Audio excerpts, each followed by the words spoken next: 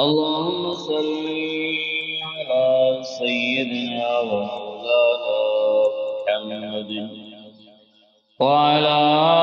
آل سيدنا ومولانا محمد وبارك وسلم عليه لکه څرنګه چې رمضان المبارک تا و نور میاشتو باندې فضیلت حاصل ده چې په دې کې فرایض الله پاک یو پاویا باندې او نوافل الله پاک په فرایض باندې قبلې همدارنګه د دې میاشتې په دې اخره حصہ عشرې د دې ورستي عشرې په دې دوو عشرو باندې اوچت فضیلت حاصل ده ځکه چې په دې ورستي لسو ورځو د دې میاشت د رمضان کې په دې کې یو بهترین شپه ده چې هغې ته لیلة القدر ویلی شي شب قدر ورته وایي دغه شپه د برکتونو شپه ده د خیرونو شپه ده د الله طرف نه د احسان د انعام د پیرزوینې شپه ده چې په دغه شپه باندې عبادت کوونکي لره ډېر اجر او ثواب ورکولی شي د دې په عبادت باندې ګواه قرآن عظیم شان او احادیث مبارکه دي او د دې اهمیت د دې شپې باندې قرآن کریم یو مستقل سورت نازل شوی ده په قرآن کریم او په دې باندې مستقل احادیث وارد شوي په دغه شپې په خیریت او په اجر او په ثواب په دغه صورت کې الله پاک د دې شپې عظمت او بهترواله او برکت او خیریت ذکر کې الله پاک دغه صورت نازلېدل په قرآن عظیم شان کې ځکه د سورتونو د آیاتونو نزول لپاره شان نزول وي یعنې دا صورت د څه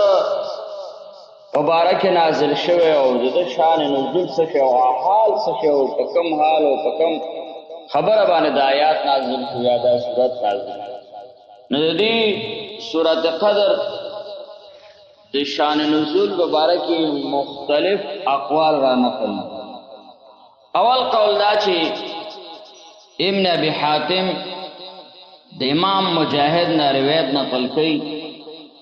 چې پیغمبر علیه الصلاۃ والسلام یو ځل صحابه کرامو ته د بنی اسرائیلو د مخکینیو تیر شویو امتونو د یو کس تذکره کوله پیغمبر علیه الصلاۃ والسلام د هغه کس په باره کې فرمایي چې رجل من بني اسرائیل لبس من صلاح فی سبیل الله الف شهر پیغمبر علیه الصلاۃ والسلام د مخکینی امتونو د بنی اسرائیل د یو مجاهد د هغه د جهاد د زرو میاشتو چې د الله په لار کې هغه په جهاد کې مصروف او په دې زرو میاشتو کې د هیڅ کلم دا وسله نه دی نو پیغمبر علیه الصلاۃ والسلام د هغه بنی اسرائیلي واقعیا ذکر کوله چې زر میاشتې هغه یوازې کافرو سره مقابله کړې او رسله نه دی ځمکه باندې امام مجاهد رحمه الله فرمایي چې فعجب المسلمون من ذلك مسلمانان دغه بنی اسرائیل د عمل نه په تعجب وکړل چې زر میاشتې ده چې کوم جهاد هغه عبادت ده چې کافرو سره مقابله ده د مقابله کړي نو دوی ډېر زیات تعجب وکړ چې زر میاشتې په کافر سره مقابله دا چېرته سړی کولی او دومره عمر کم ده چې کله د امت صحابه کرامو تعجب وکړو نو الله پاک دا صورت نازل نو په دې صورت کې الله پاک فرمایي چې لیلة القدر خیر من الف شهر الله پاک د امت ته یو شپه ورکړله چې دغه امتیان په دغه شپه کې عبادت وکړي نو الله پاک فرمایي چې دا عبادت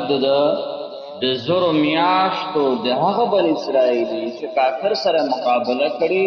د هغه د عبادت د یو شپې عبادت د نه بهتر او خیر او امام غزالی رحمه الله په مکاشفة القلوب کې د هغه بني اسرائیلي نوم ذکر کړی چې د هغه شمعون نامه الله پاک هغه ته ډېر زیات قوت ورکړو دومره حد ته قوت و چې د په دې زرو میاشتو کې کافران ټول ذلیل او خوار ګرځولي وو د ده مقابله نشو کولی تر دې حده پورې چې امام غزالی رحمه الله فرمایي چې د دې ازین زرو میاشتو کې د اوت شوی نو معنا په خوله باندې لوندو چې معنا همیشه به د جهاد کو د ورځې به کافرو سره مقابله کولو د شپې به عبادت کو امام غزالی رحمه الله فرمایي چې هغه وخت سره کافر ډېر زیات د شمعون د دې مقابلې نه هغه عاجز کړ هغه داسې یو پروګرام وکړ چې په یو چل او هنر باندې یو طریقه باندې دغه شمعون اونیسي او مطلب دا چې ختم کړي دې سره میټنګ مشوره وکړله کافرانو چې دا به څه طریقه کوو چا ورته رایه مشوره دا ورکړه چې د ښځې د لارې نه دویمه مطلب موږ ونیسو فیصله داسې وشوه چې څه ډېر داسې سونه سره زر به راغونکو قوم دا ټول کافران او دا به یې چا په واسطه باندې ښځې ته ومنو که چېرې تا مثال په طور دا خاوند موږ ته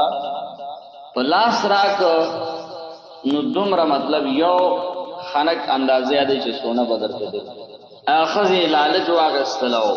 د دې خبرې ته امنا وویلو یو شپه نه یو شپه د ستړی او ستومانه نو دا ښځې ولګېدله دي کجورو نه د پټو د کجورو نه جوړ شوي رسۍ باندې د خپل ځای کې چې بسم الله سده دی په یو طریقه یو چل و هنر باندې وتړل خو د دې دا مطلب چې مقصد دی تړل شوی او کافر راشي چې دی ونیسي ژوندی ونیسي بې قتل باندې ورسوي نو الله پاک هغه ته ډېر زیات قوت ورکړی او سره د دومره مضبوط تړلو سره چې ځان یې وخوځو هغه پړی وشلی چې کله شمعون علیه السلام یا دغه بني اسرائیلي مجاهد چې خوب نه راپاس د کور والا کوي چې دا تا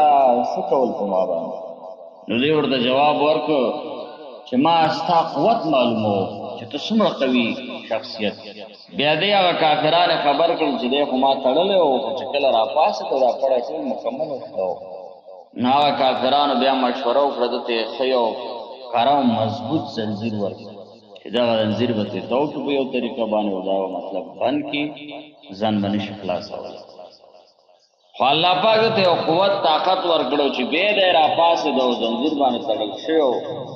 زنځیر یې ټول ورکړی نو بیا کافرانو مشوره کوله چې ده سره څوک چې نه په پړو باندې ایسارېدلی شي دومره قوي ده او نه په زنځیرونو باندې په دې مشوره کې شیطان ناست ورته وایي چې تاسې دې کور والا ته ووایئ چې هغه نه تپوس وکړي چې ته دومره مضبوط یې خو ته په کوم شي باندې چې وتړلی چې ځان نشي خلاصولی